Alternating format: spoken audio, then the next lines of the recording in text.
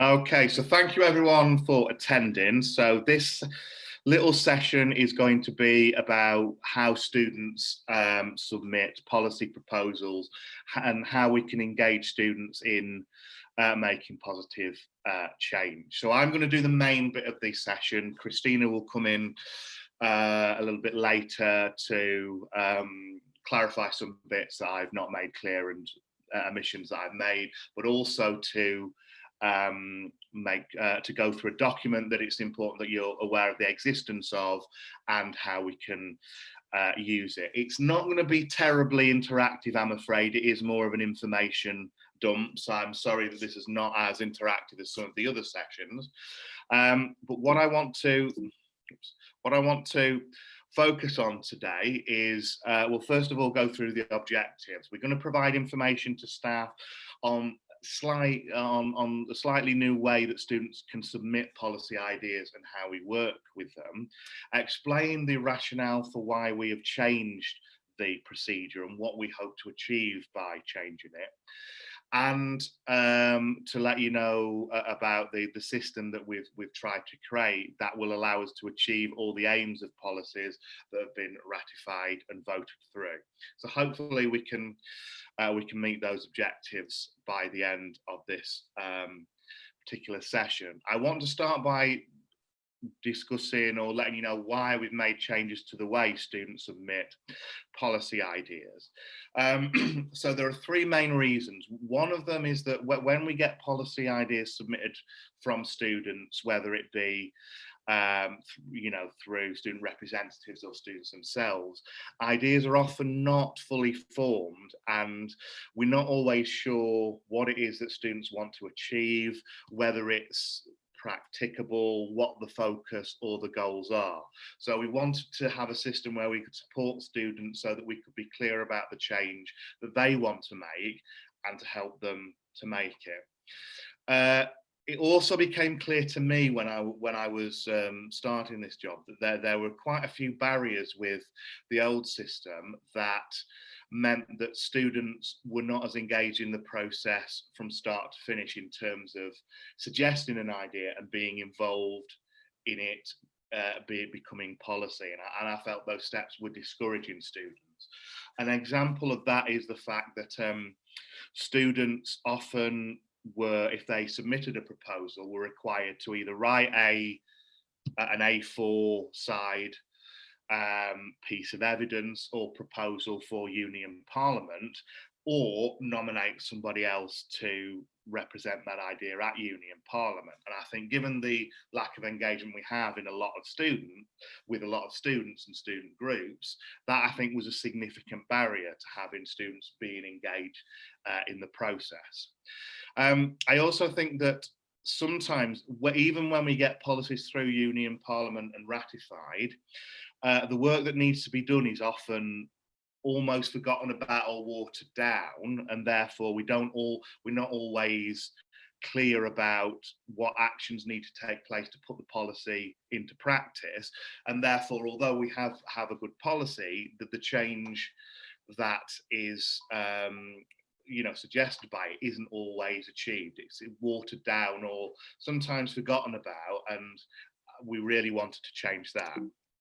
So what we are looking at doing, so I'm going to first of all just go through what the new process is. It is similar to the last one in certain parts, but we've made a few changes. So in part one, we're going to look at this new policy and how we engage students. The second is about what changes we want to make after the vote, after the policy has been voted through, and we need to work to put the policy in place. So so there are 4 stages to this new process. The first one is that students submit a policy idea via the Student Voice part of the website. There are alternate ways they could raise a policy, potentially through representatives or the exec, but most of the time we'll encourage students to use the Student Voice part of the website. The link is on the bottom of the page to suggest an idea, but we won't publish it at this stage. So in the past, in the old process, we will publish the student idea and get feedback on it once we'd had a look through and see if it was something that we were happy and we could work on. But we're not going to do that at this stage. We're just going to get them to submit the idea in stage 1. In stage 2, is the development process. We work with the student to develop the idea and turn it into a proposal that has clear aims, goals, that we understand what we are trying to achieve and if it's practicable.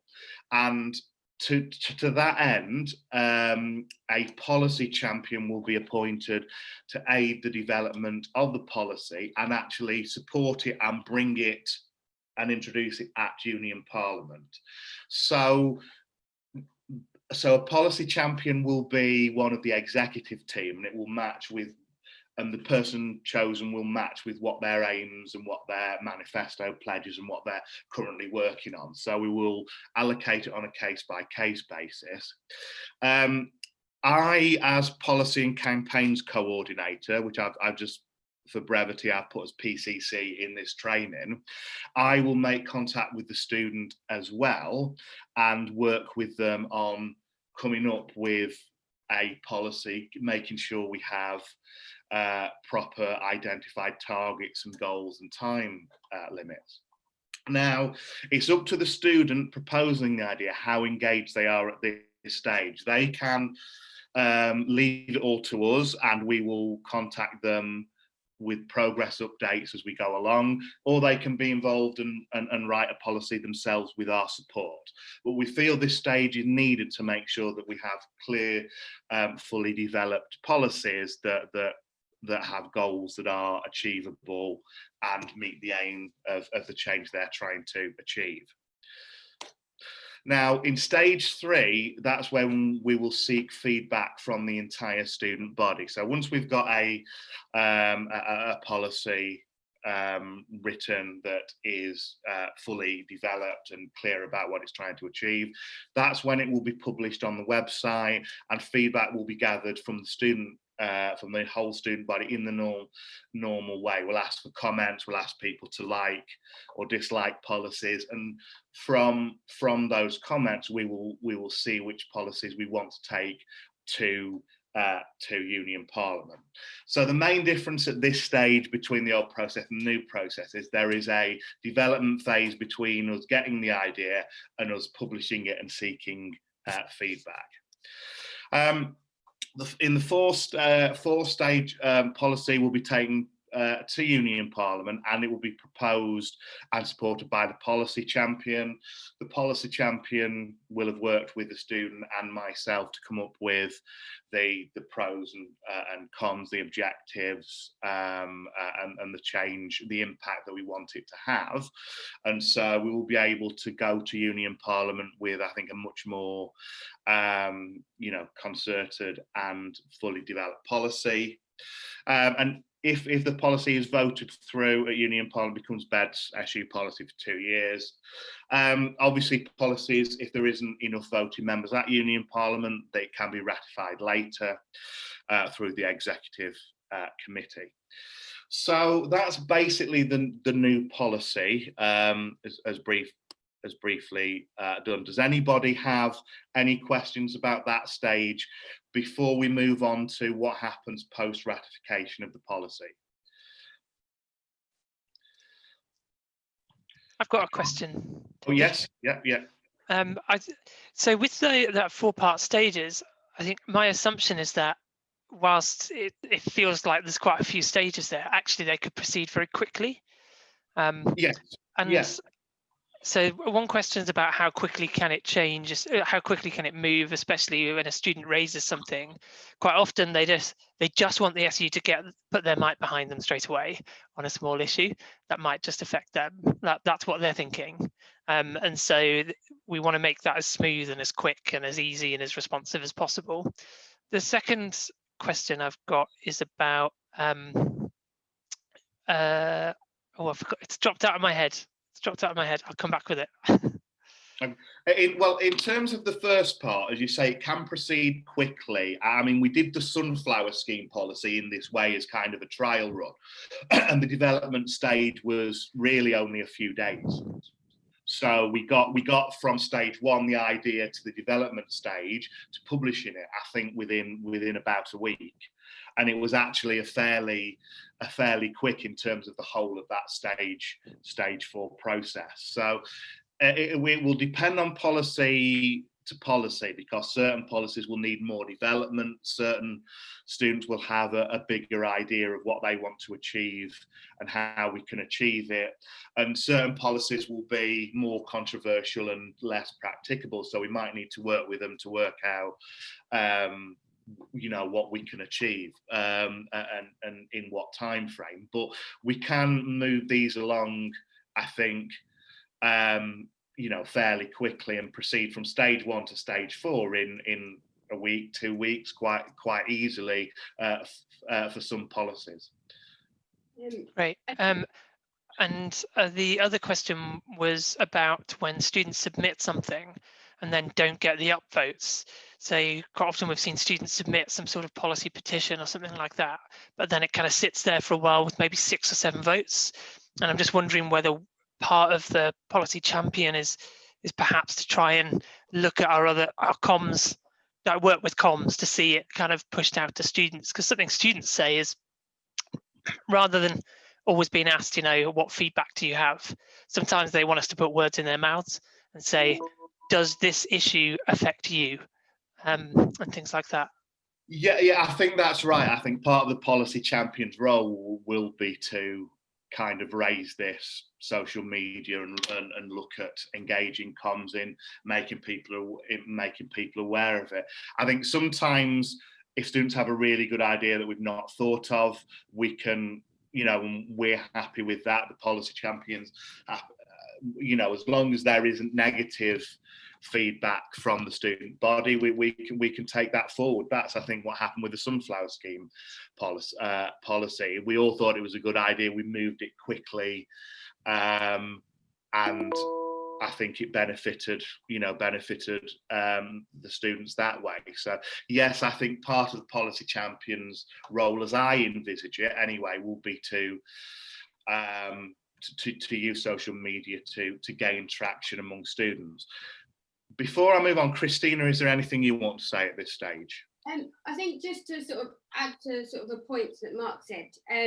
So the idea of this sort of system and these changes is that a student can be as involved or as disinvolved, as that's not a word, but as they want to be. So essentially, like, they can put in an idea and then go, I've got an idea, but I want to walk away and concentrate on the rest of my life going on. And the policy champion as exec is there to get that idea from an idea in with David's help to a workable policy. So I think it's, as much as it's like, how long does it take for a student, it's put the idea on and then I can walk away from it if I want. But I can also sit here and have meetings with David or with exec if I want to be more involved in creating that policy. So I think that's sort of one of the reasons why we've sort of made those changes. Because previously they had to be the one to get the policy, to make it into to get the idea, to make it into a policy, to sort of champion it at Union Parliament, to present it at Union Parliament, and it was just a lot of work for a student. So I think that's one of the main things. Obviously with time frame as well, it will fit into Union Parliament, so it will hopefully, the maximum time is that like month turnover of Union Parliament before it gets there. And I think as well, just to sort of say on the sort of other parts, with sort of policy champions, and with the sort of element of it going on the website, actually Union Parliament works as a sort of backup to that. So if we had an idea which only got sort of 2 upvotes on the website, it could still go to Union Parliament and have the Union Parliament input.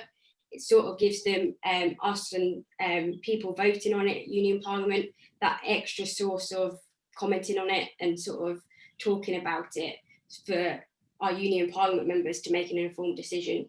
So it's sort of like, actually, as much as, yes, we can push it out there, it's not the be all and end all if it doesn't get those votes. They're really, really good points. And yeah, I hadn't quite immediately thought of that. Yes, of course, because some students just won't want to have to go through the whole process. Yeah, really great. Anne's had a question as well, David, which was Okay, who decides what policies are taken forward? Well, any idea that is submitted, we will work with the student to create a policy, and then the policy champion will be appointed. What we'll do then, that's when we'll kind of seek feedback from the student body. If there are, let's say, 4 or 5 at the same time come in, we can use the feedback perhaps of those policies and votes to prioritize them and make sure that they are, you know, dealing with the change that we want to. But I think it's the case that there's probably space, certainly it is at the moment with our student body, there probably is going to be time for every single policy to be taken forward. And the feedback stage, as long as there isn't a lot of negative feedback to it, we can use, I think, to prioritise what we want to work on in the short term rather than not taking things forward. So I think it really will be a combination of us and the policy champion and the students and the student body as a whole that look at which policies are taken forward. Yeah, I meant if you get a really outrageous one, is there no filter at all? Oh, yeah, yes. If there's a really outrageous I mean, sometimes we get things through that are not policy ideas, they're more events ideas, and there's nothing wrong with students suggesting an event idea. So first of all, we've got to look whether it's in our remit, and some of the ideas that are in there are not. And so in that case, we'd contact the student back and say, look, there's maybe a better way of raising this. If it was a totally outrageous idea, we'd go back with the student and look at what we were trying to achieve. But there are parameters. If there were things that ask us to, you know, break the law or something, you know, like that, or break a important service level agreement or something like that, we would go back and explain why we wouldn't be able to put this policy in place. Yeah, and I think, as Amy said in the chat, ultimately, so like David there, it's talking about like that sort of policy proposal. How do we decide which ones we take to a proposal? Ultimately, Union Parliament have the decision of whether a policy is upheld or whether we sort of take that on. So ultimately, it's students deciding whether we should implement a policy or not implement a policy. So that's what sort of Union Parliament's there for, to tell us what we should be working on as a union, which they're interested in.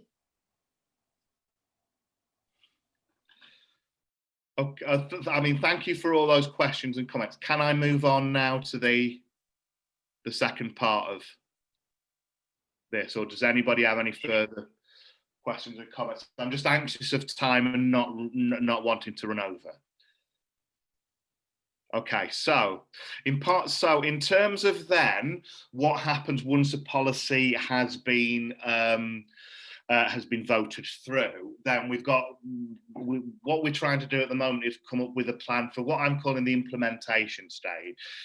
So the implementation phase, as we should say, has another few stages, and this is something that I want to concentrate on working on now to get this in place, because I don't always think we, and that includes me, have communicated well to the rest of the staff what policies have and haven't been voted through and how that affects BEDS SU and staff. So the first stage of this is that all BEDS SU staff are going to be notified of changes to BEDS SU policy or new policies or ones that have been amended or reviewed.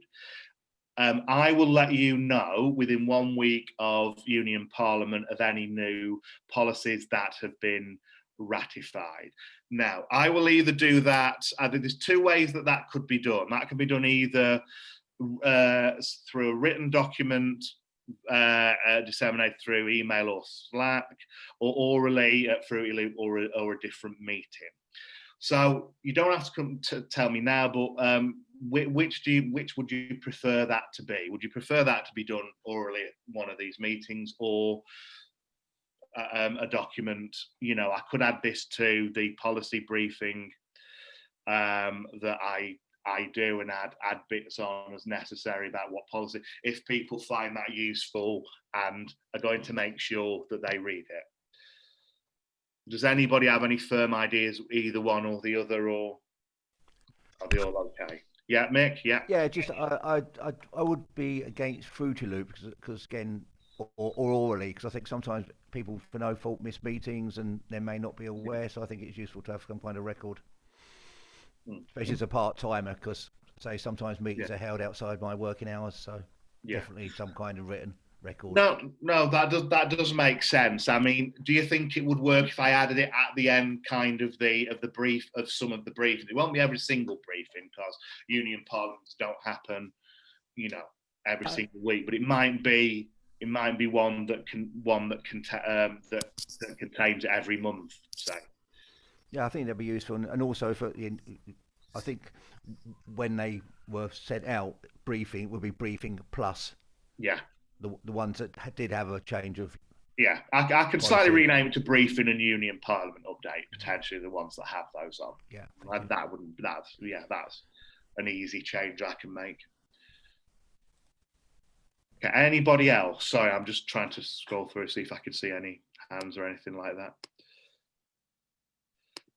Don't think so. So I will move on then. So in stage 2 of the implementation phase, an implementation plan will be created for each policy, and that will be done by the policy and campaigns coordinator, me.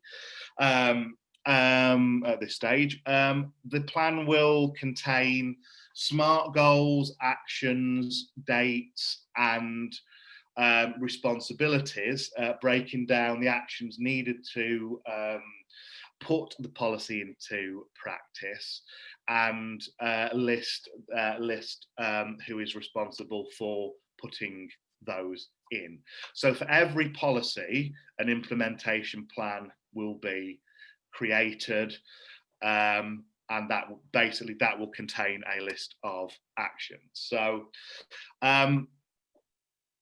so as I've said, SMART objectives will be set and responsibilities will be listed, along with dates for completion. We will then, what Christina has done is she's created an action log that can be used to monitor the progress of all policies ratified. So the SMART goals that are created in the implementation plan will be added to the action log, and Christina's going to go through that document in a second, so everyone knows what it looked like.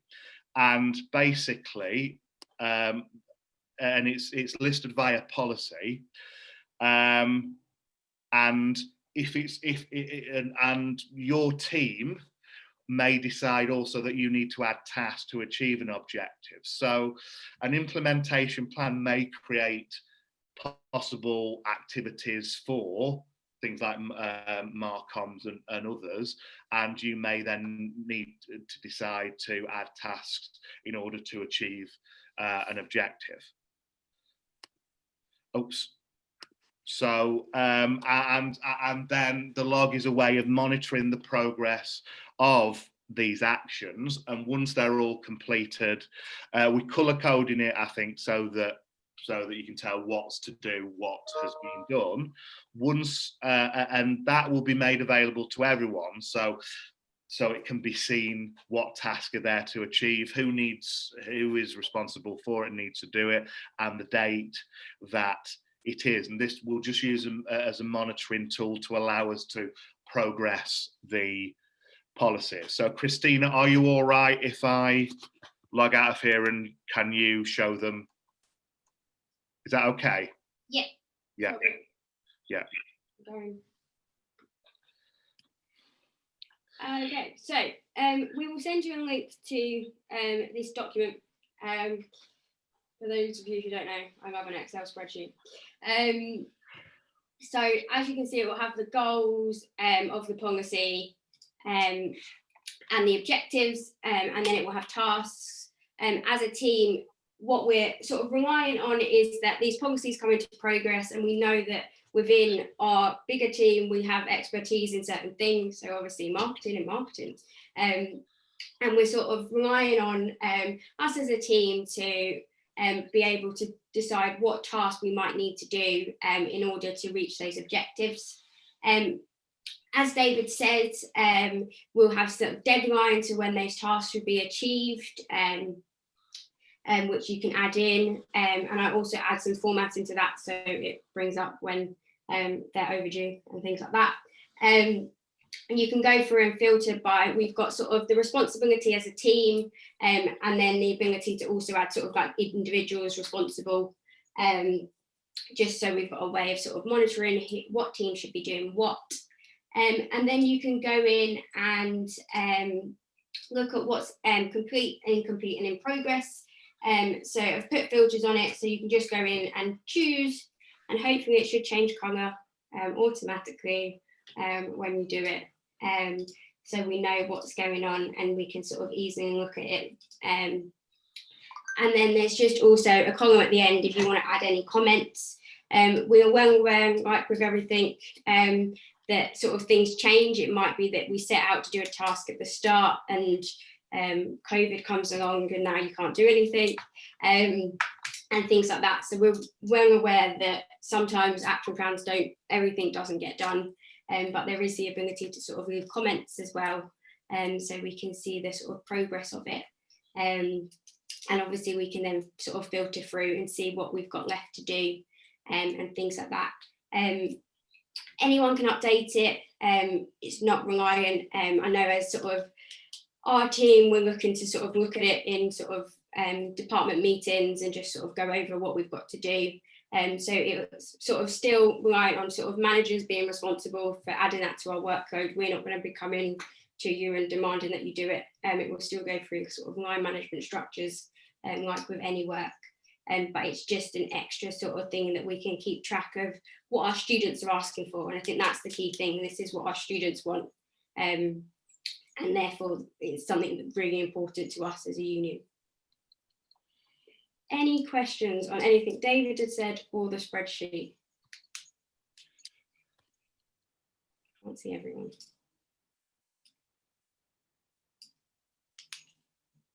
Grand.